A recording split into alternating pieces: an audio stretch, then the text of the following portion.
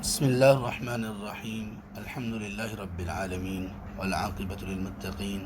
والصلاة والسلام علی اشرف الانبیاء والمرسلین ومن تبعهم باحسان و ایمان الی یوم الدین وبعد۔ سورۃ البقرہ آیت نمبر 282۔ کل اس آیت کے متعلق ایک مجموعی طور پر ایک مختصر اور جامع جائزہ ہم نے لیا۔ ابھی شروع کرتے ہیں کہ اس آیت میں اللہ تعالیٰ نے قرض کے لین دین کے متعلق کیا ارشادات ہمارے لیے بیان کیے۔ اعوذ باللہ من الشیطان الرجیم یا ایھا الذین آمنوا، اے ایمان والو۔ اس آیت کا اللہ تعالیٰ نے آغاز یا ایھا الذین آمنوا سے کیا، جو کہ قرآن کریم کی 99 تقریباً آیات میں سے ایک ہے یہ۔ اور یا ایھا الذین آمنوا سے کسی بھی آیت کا آغاز کرنا، اس میں کئی ایک حکمتیں پوشیدہ ہیں۔ ایک یہ کہ یہ ایمان کا ریفرنس دیا جا رہا ہے کہ اگر ایمان والے ہو تو یہ کام کرو۔ دوسرا یہ کہ ایمان کی جو حمیت ہے اس کو جھنجھوڑا جا رہا ہے کہ اگر مومن ہو تو پھر یہ اس کے بعد والا حکم تم کیسے چھوڑ سکتے ہو۔ اور ایمان کی اہمیت بھی ہے کہ جس طرح سے ایمان تم لے آئے ہو، ایمان لانا اہم ہے، اسی طرح سے اس کے بعد جو حکم دیا جا رہا ہے وہ بھی اہم ہے اور اس ایمان کا ایک حصہ ہے۔ اور اسی طرح سے اس چیز پر بھی کہ جو لوگ ایمان رکھتے ہیں ان لوگوں کے اوصاف میں سے یہ ہے کہ ایمان کے جز یا ایمان کے اوصاف میں سے یہ ہے کہ وہ اللہ تعالیٰ کے ہر حکم پر کان دھرتے ہیں، خوب اچھی طرح سے سنتے ہیں اور اس کے بعد اس پر بہترین طریقے سے عمل کرتے ہیں۔ تو یہ یا ایھا الذین آمنوا کی حکمتیں ہیں جو کہ اللہ تعالیٰ نے قرآن کریم میں کئی ایک مقامات پر کی۔ اس لیے عبداللہ ابن مسعود رضی اللہ عنہ کی طرف ایک قول منسوب ہے کہ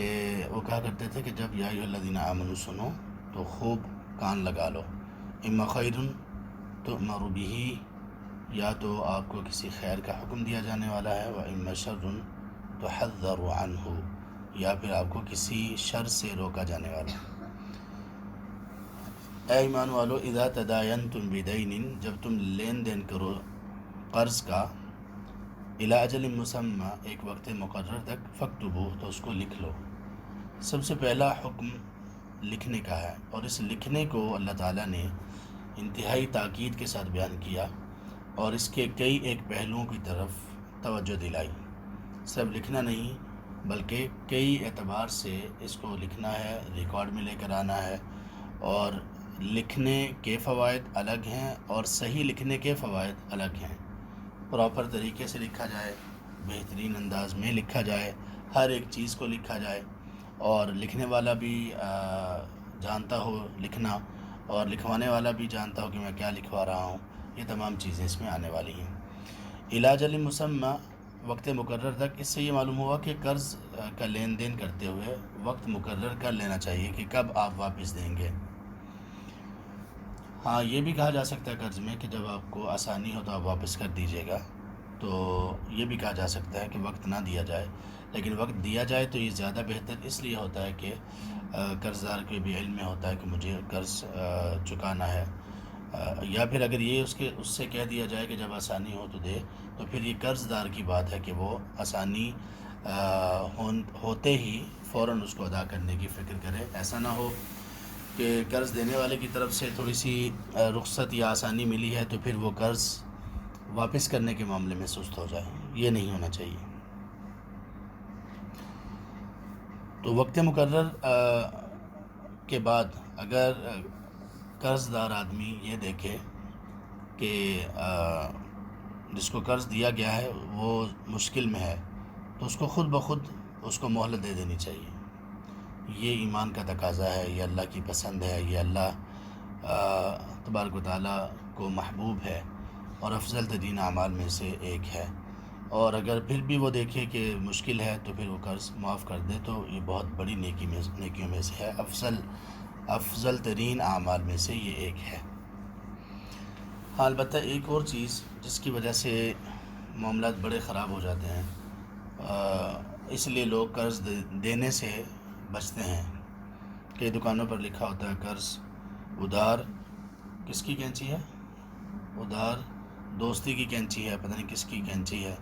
تو محبت کی کینچی ہے، ہاں یہ لکھا ہوتا ہے۔ اور اسی طرح سے کس نے یہ لکھا تھا کہ ادھار ایک جادو ہے، ہم دیں گے تو آپ غائب ہو جائیں گے۔ تو یہ ساری چیزیں اس لیے لوگ کرتے ہیں کہ واقعی کچھ ایسے لوگ بھی ہیں جو بد نصیب ہیں، نادان ہیں اور بڑے جرم کا ارتکاب کرنے والے ہیں، مجرم ہیں، کہ جو قرض لیتے ہوئے ہی ان کی نیت یہ ہوتی ہے کہ بس ایک دفعہ لو اور اس کے بعد پھر خلاص، پھر ہاتھ نہ آؤ، پھر پکڑائی نہ دو۔ یہ روش بہت غلط روش ہے، بہت ہی غلط، اتنی قبیح روش ہے یہ کہ اللہ کے رسول صلی اللہ علیہ وسلم نے اس بات کی اجازت دی کہ جو بندہ قرض دینے پر قادر ہو،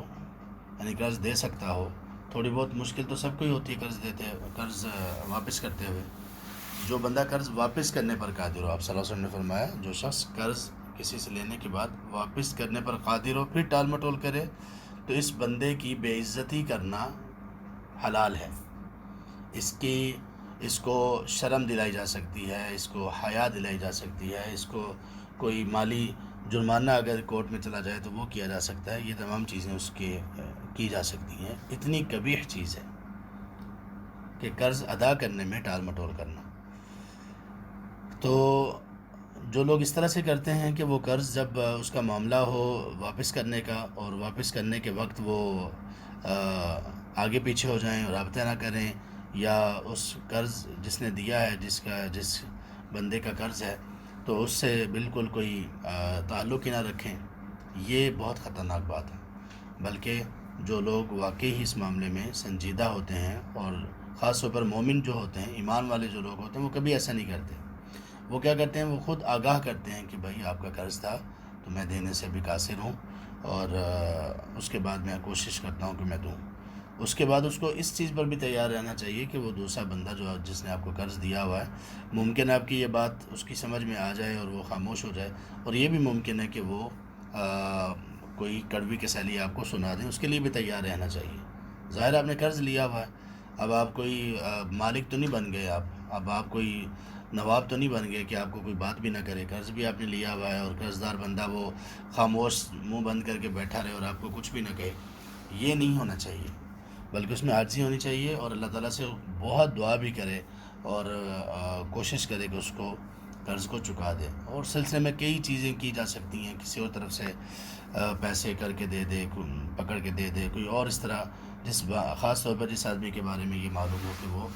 خود بھی ضرورت مند ہے، یا پھر یہ کہ وہ قرض زیادہ برداشت نہیں کرے گا، تو جتنا اس نے دے دیا، جتنا وقت اس نے دیا، وہ بھی غنیمت ہے، نیکی ہے اس کی۔ تو اس لیے قرض میں کسی بھی طرح کی ٹال مٹول یہ مناسب نہیں ہے۔ اجل مسمہ سے یہ ساری باتیں ہمیں سمجھ آتی ہیں۔ فَاكْتُبُوهُ، تو اللہ تعالیٰ نے فرمایا کہ لکھ لو اس کو، جب آپ نے دیا تو لکھ لو۔ نہ لکھنے میں بہت سارے مسائل پیش آتے ہیں۔ دینے والا کہہ رہا ہوتا ہے آپ نے اس وقت کا کہا تھا جس نے قرض دیا ہے، اور جس نے قرض واپس کرنا وہ کہہ رہا ہوتا نہیں یہ بات ہماری طے ہوئی تھی، میں نے تو ایسا کہا تھا، وہ کہتا ہے میں نے ایسا کہا تھا، وہ کہتا ہے کہ میں نے یہ سمجھا، اس نے کہا کہ میں نے تو یہ سمجھایا تھا۔ تو اس طرح سے اختلاف بڑھتا ہے، اس طرح سے معاملات خرابی کی طرف جاتے ہیں، اور ہم نے دیکھا کہ بڑے معاملات اس سے خراب ہو گئے ہیں۔ قرض لیا، بڑے اچھے دوست آپس میں تھے، رشتہ داریاں بھی تھیں، لیکن نہ لکھنے کی وجہ سے، صرف نہ لکھنے کی وجہ سے کئی غلط فہمیاں پیدا ہو گئیں۔ تو اللہ فرماتے ہیں کہ اس کو لکھ لو، وَلْيَكْتُبْ بَيْنَكُمْ كَاتِبٌ بِالْعَدْلِ، اور لکھ لینا چاہیے تمہارے درمیان ایک لکھنے والے کو، ایک کاتب کو، بالعدل، عدل کے ساتھ، انصاف کے ساتھ، یعنی تمہیں جو لکھنے والا بندہ ہے اس کو چاہیے کہ وہ اس کو لکھ لے، یعنی قرض دینے والے یا قرض لینے والے، ان دونوں میں سے جو بندہ لکھنا جانتا ہے وہ لکھ لے۔ ویسے اصل یہ لکھوانے کی ذمہ داری ہوتی ہے اس آدمی کی جو قرض لے رہا ہے، قرض لینے والے کی ذمہ داری ہے کہ وہ لکھے، وہ لکھوائے یا لکھے۔ تو اگر وہ اچھا لکھنا جانتا ہے خود تو خود لکھ لے، یا اگر وہ اچھا لکھنا جانتا ہے قرض دینے والا وہ بھی لکھ سکتا ہے، یا پھر کسی تیسرے بندے سے لکھوا لے جس کو لکھنا آتا ہو۔ اور یہاں اہل علم نے یہ استدلال کیا ہے کہ کاتب بالعدل، عدل کے ساتھ اور انصاف کے ساتھ لکھنے کا مطلب یہ ہے کہ اس کو کتابت کے، یعنی لکھنے کے تمام اصول و ضوابط کا علم ہو، اور ایک ایک عبارت اور ایک ایک لفظ لکھتے ہوئے وہ احتیاط کرے کہ کسی بھی طرح سے وہ عدل و انصاف کے خلاف نہ ہو، کیونکہ یہ جو کاروباری زبان ہے، خاص طور پر وہ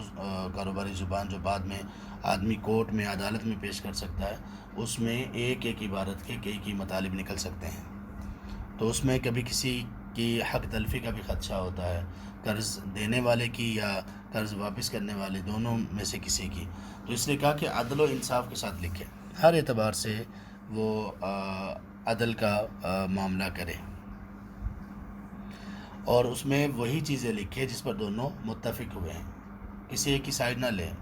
اگر ایسا ہے کہ وہ لکھنے والا کاتب جو ہے وہ قرض دینے والے کا واقف کار ہے تو وہ اس کی سائڈ لے، اور کوئی ایسی چیز لکھ دے، کوئی ایسا لفظ لکھ دے یا کوئی ایسا جملہ لکھ دے جس سے کوئی اور مطلب بھی نکل سکتا ہو، تو کسی دونوں میں سے کسی ایک کو نقصان پہنچانا، کسی ایک کو کی طرف مائل ہونا، یہ عدل کے خلاف ہے، تو ایسا کوئی کام لکھنے والا نہ کرے۔ ولا یأبی کاتب، اور نہ ہی انکار کرے لکھنے والا، ان یکتبہ، کہ وہ لکھے، لکھنے والا لکھنے سے انکار بھی نہ کرے، اگر اس کو کہا جائے کہ بھائی آپ یہ ہمارے درمیان یہ تحریر ایک لکھ دو تو اس کو لکھ دینا چاہیے، یہ اس پر یہ اس کے لیے ضروری ہے، کیونکہ اسلام نے قرآن نے یہ حکم دیا کہ وہ انکار نہ کرے۔ تو اس سے عموماً تو یہ بات سمجھ آتی ہے کہ اس کو اس کے کوئی پیسے بھی نہیں لینے چاہیے، کیونکہ یہ ایک نیکی ہے، خیر کا کام ہے، لیکن ہمارے ہاں جب ہم اسٹامپ پیپر وغیرہ لکھواتے ہیں، کاروباری جتنی بھی دستاویز ہیں لکھواتے ہیں، تو لوگ اس کے پیسے لیتے ہیں، تو یہ پیسے لینے میں اس لیے کوئی حرج نہیں ہے کہ وہ اس پر ایکسٹرا خرچ کرتے ہیں۔ اگر صرف لکھنے کی بات ہو، لکھنے کی ایک تحریر کی بات ہو تو کوئی بھی لکھ سکتا ہے، لیکن اس میں پھر وہ اسٹامپ خود خریدتے ہیں، پھر اس کے ساتھ انہوں نے ایک سیٹ اپ بنا رکھا ہوتا ہے، آفس بنایا ہوا ہے، اور اس کے بعد دیگر کئی خرچے ہوتے ہیں، تو اس اعتبار سے اگر ان چیزوں کے لیے وہ لے لیتے ہیں تو امید ہے کوئی حرج نہیں ہے۔ ولا یأبی کاتب ان یکتب، اور نہ انکار کرے لکھنے والا لکھنے سے، کما علمہ اللہ فلیکتب، جیسا اللہ تعالیٰ نے اس کو سکھایا اس کو لکھنا چاہیے، اللہ نے جیسے اس کو سکھایا اس کو لکھنا چاہیے۔ کیا مطلب؟ اس سے اہل علم نے یہ استدلال کیا ہے کہ اس کو یہ لکھنے کی خاص زبان آتی ہو، وثیقہ نویسی جس کو کہتے ہیں، وثیقہ نویسی، وثیقہ نویسی کا مطلب ہوتا ہے یہ آفیشیل ڈاکومنٹس لکھنا، سرکاری چیزیں لکھنا، یا وہ چیزیں جو بعد میں عدالت میں پیش کی جا سکتی ہوں وہ چیزیں لکھنا، تو اس کو معلوم ہو کہ وہ کیسے لکھتے ہیں، اس کے احوال معلوم ہوں، ان میں کن چیزوں کو مینشن کرتے ہیں، کن چیزوں کو ہائی لائٹ کرتے ہیں، کون سی چیزیں نمایاں ہونی چاہیے، وہ کہاں سے شروع کرنا چاہیے، کہاں ختم کرنا چاہیے۔ جیسے رینٹ کی اگر آپ لکھوانے کے لیے جائیں تو اس کی تحریر الگ ہوتی ہے، کوئی خرید و فروخت کی ہے، کوئی دکان، کوئی مکان، کوئی اس طرح، اس کی جو عبارت ہوتی ہے وہ اور طرح کی مخصوص ہوتی ہے، تو یہ سب الگ الگ چیزیں ہوتی ہیں، تو یہ لکھنا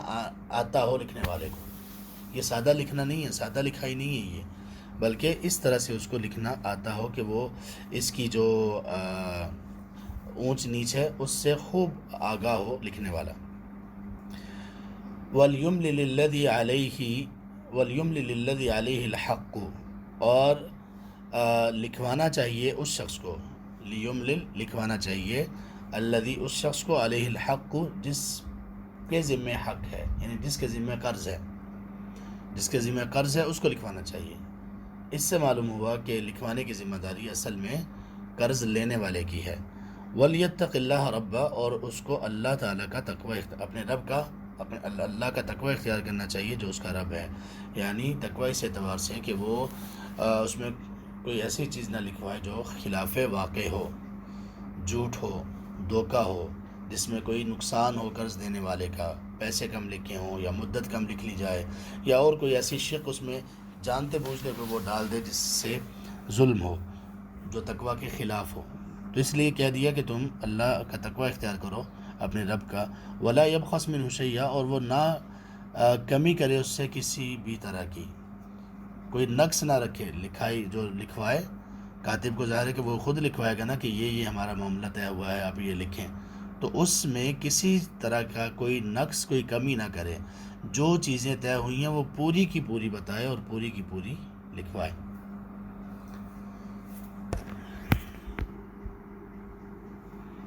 چلیے اتنا کافی ہے انشاءاللہ.